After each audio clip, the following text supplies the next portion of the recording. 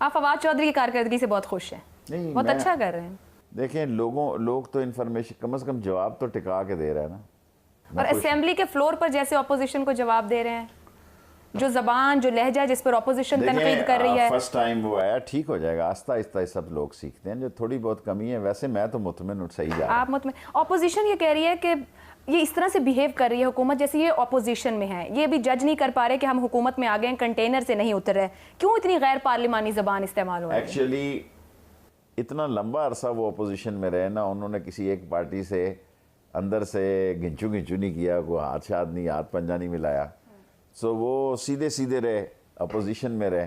तो आप जैसा सीजन पॉलिटिशियन साथ है, कुछ आपकी आवाज़ नहीं आ रही है असेंबली से? देखिए, मैं रोज़ अपनी गुजारिशात पेश करता हूँ और मैं वज़ीर आज़म इमरान ख़ान का मशकूर हूँ को मेरी बात सुनते हैं।